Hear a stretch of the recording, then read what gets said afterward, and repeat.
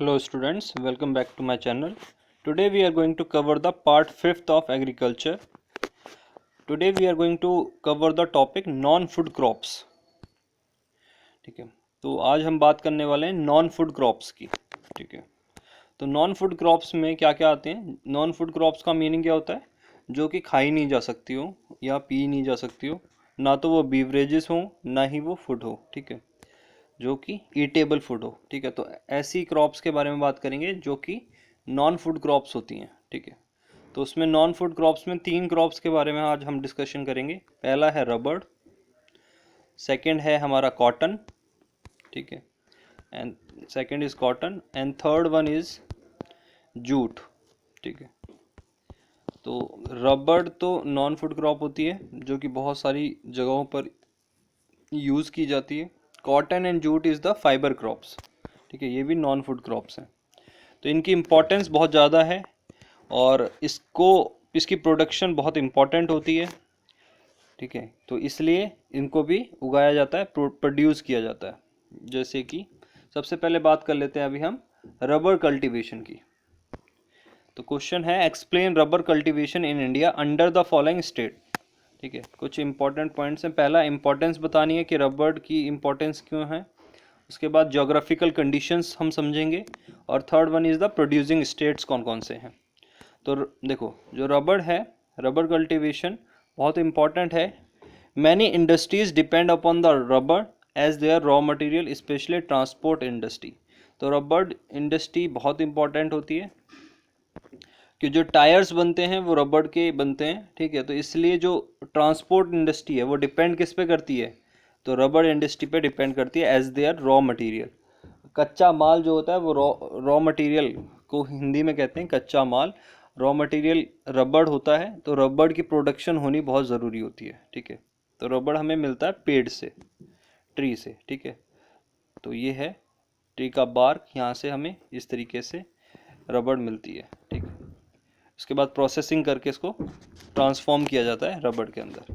दूसरा है हमारा इसमें हम दूसरी पॉइंट पढ़ेंगे ज्योग्राफिकल कंडीशंस क्या क्या रिक्वायर्ड होती हैं जो ये रबड़ की कल्टीवेशन होती है इसके लिए.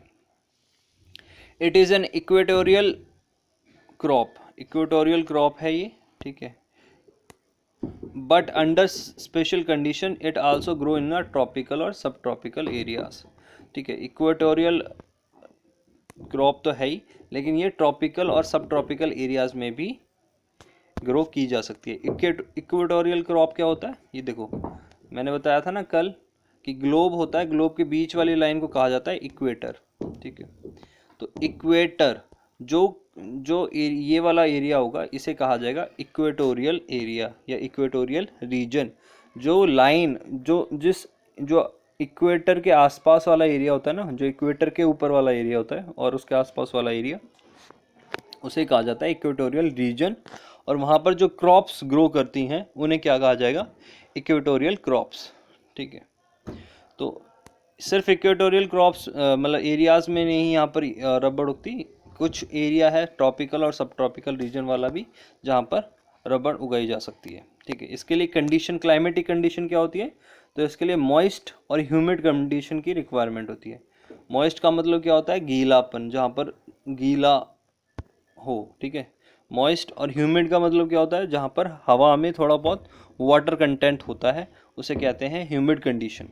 ठीक है, तो इसके लिए रिक्वायरमेंट है मॉइस्ट एंड ह्यूमिड कंडीशन की with rainfall more than 200 centimetre. तो देखो बारिश की रिक्वायरमेंट कितनी ज़्यादा है. ठीक है, और टेम्परेचर यहाँ पर रिक्वायर्ड होता है 25 डिग्री सेल्सियस के अराउंड. ठीक है, तो जहाँ पर भी सबसे ज़्यादा बारिश होती है वहाँ पर ये रबर की कल्टीवेशन होती है, मोर देन 200 सेंटीमीटर. ठीक है, तो प्रोड्यूसिंग स्टेट कहाँ पर है? तो जहाँ जहाँ पर तुम्हें बारिश दिखाई देगी वो सारे प्रोड्यूसिंग स्टेट होंगे. जैसे कि केरला, तमिलनाडु, कर्नाटका, अंडमान निकोबार और मेघालय. मेघालय में बहुत बारिश होती है, चेरापूंजी में सबसे ज़्यादा रेनफॉल होती है. ठीक है, तो गारो हिल्स ऑफ मेघालय. तो याद रख लेना, साउथ में ज़्यादातर रबड़ पाई जाती है. केरला, तमिलनाडु, कर्नाटका, अंडमान निकोबार एंड मेघालय. ठीक है, सेकंड हमारी नॉन फूड क्रॉप है जो बहुत इंपॉर्टेंट क्रॉप है, वो है फाइबर क्रॉप्स. फाइबर क्रॉप्स का मतलब होता है जिससे कपड़ा बनता है. ठीक है। टेक्सटाइल इंडस्ट्री के लिए बहुत इंपॉर्टेंट है फाइबर क्रॉप्स, ठीक है। तो हम दो फाइबर क्रॉप्स के बारे में हम समझेंगे आज, कॉटन एंड जूट, ठीक है। तो देखो चार तरीके के फाइबर क्रॉप्स होते हैं बेसिकली। पहला कॉटन, दूसरा जूट, तीसरा हेम्प होते हैं और फोर्थ होता है हमारा सिल्क, ठीक है। देखो फाइबर क्रॉप्स जो होती हैं उसमें कॉटन, जूट, हेम्प मतलब भांग का पेड़ होता है, इसकी स्टेम से कपड़ा बनता है, कपड़े बनाने के लिए यूज़ किया जाता है। और अगला है सिल्क। ये चार मेजर फाइबर क्रॉप्स ग्रो होती हैं इंडिया के अंदर। The first three are derived from the crops grown in the soil. जो पहली तीन हैं ये ज़मीन में उगाई जाती हैं, सॉइल के अंदर उगाई जाती हैं। जो सिल्क बनता है हमारा, वो बनता है हमारा सिल्क वॉर्म से। तुमने छोटी क्लासेस में समझा होगा कि सिल्क वॉर्म क्या करता है, सिल्क को प्रोड्यूस करता है, ठीक है, और उससे फिर सिल्क के कपड़े बनते हैं, ठीक है। जो सिल्क वॉर्म होते हैं वो क्या खाते हैं, वो पत्तियां खाते हैं, मलबरी लीव्स खाते हैं वो, ठीक है। तो मलबरी लीव्स को खाते हैं और उसके बाद फिर वो सिल्क को प्रोड्यूस करते हैं, ठीक है। तो जो पहले तीन हैं वो क्रॉप्स हैं जो कि प्लांट से बनती हैं, और चौथी क्रॉप है जो कि सिल्क वॉर्म प्रोड्यूस करते हैं। तो rearing of silk worm for the production of the silk fibre is known as sericulture. तो सेरीकल्चर क्या होता है, सेरीकल्चर क्या होता है, रेयरिंग ऑफ सिल्क वॉर्म, यानी कि सिल्क वॉर्म को पालना for the production of the silk fibre. Silk fibre अगर तुम्हें चाहिए सिल्क का कपड़ा बनाने के लिए, जो सिल्क का लिए जो धागा चाहिए वो कौन प्रोड्यूस करेगा, सिल्क वॉर्म। तो सिल्क वॉर्म के प्रोडक्ट जो पालना होता है यानी रेयरिंग ऑफ सिल्क वॉर्म क्या कहलाता है, सेरीकल्चर, ठीक है।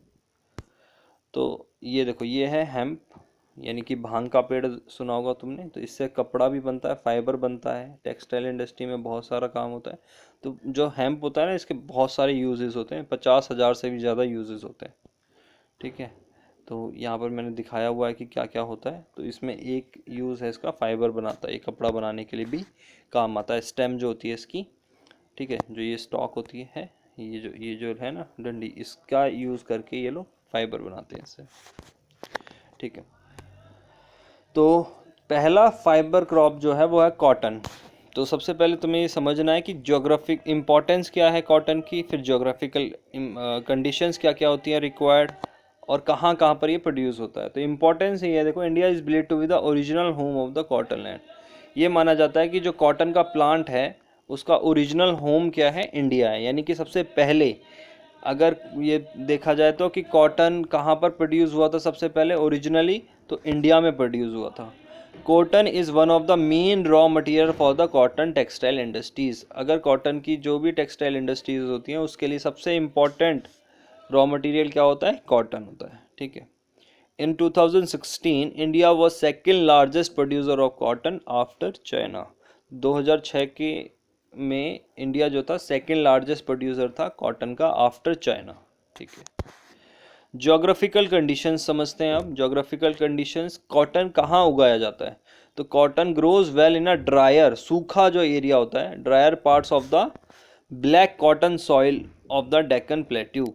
जहाँ पर ब्लैक सॉइल पाई जाती है वहाँ पर ये उगाया जाता है, और वहाँ पर गर्मी बहुत होती है, ड्रायर सीजन जहाँ पर होता है वहाँ पर ये उगाया जाता है, ठीक है। डेक्कन प्लेट्यू का क्या मीनिंग होता है, डेक्कन प्लेट्यू का मीनिंग होता है, ये देखो ये है इंडिया, तो ये जो पार्ट होता है, जो साउथ वाला पार्ट होता है, इसे कहा जाता है डेक्कन प्लेट्यू, ठीक है। तो इस पार्ट को क्या कहा जाएगा, डेक्कन प्लेट्यू। तो अगर मैं कॉटन की बात करूं तो कॉटन जो है सबसे ज़्यादा कहाँ पर उगाया जाता है, वो डेक्कन प्लेट्यू में उगाया जाता है, यानी कि साउथ वाले एरिया में, ठीक है। तो देखो अगर तुम यहाँ पर जब प्रोड्यूसिंग स्टेट भी देखोगे तो तुम्हें दिखेगा महाराष्ट्र, गुजरात, कर्नाटका, आंध्र प्रदेश, तेलंगाना, तमिलनाडु, ठीक है, मध्य प्रदेश, पंजाब, हरियाणा, उत्तर प्रदेश। तो बहुत सारा एरिया है जो कि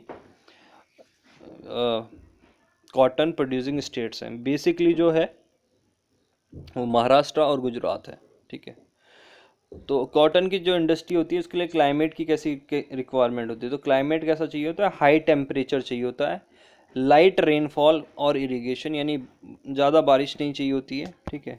और इसके में Frost days 210 Frost free days होते हैं। फ्रॉस्ट फ्री का मतलब होता है बर्फ़ ना जमे, ठीक है। 210 दिन जो है ठंडक जो है कम हो, यानी फ्रॉस्ट फ्री का मतलब होता है कि ठंडक ना हो। 210 दिन जब ये कॉटन की खेती होती है तो ठंडक नहीं होनी चाहिए, ठीक है, उस टाइम पर ये उगती है। And bright sunshine for its growth, तो इसके लिए क्या चाहिए, गर्मी चाहिए, ठीक है, 210 दिन तक गर्मी चाहिए, तब जाके ये अच्छे से ग्रो कर पाता है। ब्राइट सनशाइन चाहिए होती है इसे। It is a kharif crop and required 6 to 8 month to mature, तो ये खरीफ क्रॉप होती है जो कि 6 से 8 महीने चाहिए इसे अच्छे से मैच्योर होने में, ग्रो होने में, पूरी तरीके से बनने में, ठीक है। तो प्रोड्यूसिंग स्टेट्स के बारे में मैं बात कर चुका हूँ, महाराष्ट्र, गुजरात, मध्य प्रदेश, कर्नाटका, आंध्र, तेलंगाना, तमिलनाडु, पंजाब, हरियाणा, उत्तर प्रदेश, ठीक है। अब हम बात करने वाले हैं सेकेंड फूड क्रॉप की, नॉन फूड क्रॉप की, वो है हमारी जूट। देखो जूट जो है, तुम अगर जब इसे देखोगे तो ये थोड़ा शाइन करती हुई दिखाई देती है, इसी कारण से इसको नाम दिया गया है गोल्डन फाइबर, ठीक है, गोल्ड की तरह इसका कलर होता है, तो और इसे कहा जाता है गोल्डन फाइबर, ठीक है। तो which crop is known as the golden fibre, तो jute is known as the golden fibre. तुम कलर से ये भी देख के बता सकते हो कि कौन सी क्रॉप जो है गोल्डन कलर की दिखती है, तो जूट जो है गोल्डन कलर की दिखती है। अब हम जोग्राफिकल कंडीशंस के बारे में बात कर लेते हैं। जोग्राफिकल कंडीशंस क्या रिक्वायर्ड होती हैं जूट की क्रॉप को ग्रो करने के लिए, तो इसमें भी वेल ड्रेन्ड फर्टाइल सॉइल चाहिए होता है, ठीक है, बहुत ही अच्छा फर्टाइल सॉइल चाहिए होता है। In the flood plains where the soil are renewed every year, ठीक है, ऐसी जगह पर ये जूट उगाया जाता है जहाँ पर नदी हो जो कि हर साल जो सॉइल को क्या करती रहे, रिन्यू करती रहे। तो वो कहाँ पर होगा, जहाँ पर गंगा या यमुना बहती होगी ना, उस एरिया में ये पाया जाएगा, ठीक है। तो इसमें हाई टेम्परेचर रिक्वायरमेंट होती है for the required during the time of growth, तो जब ग्रोथ हो रही होती है इसकी तो तब टेम्परेचर बहुत ज़्यादा हाई रिक्वायर्ड होता है।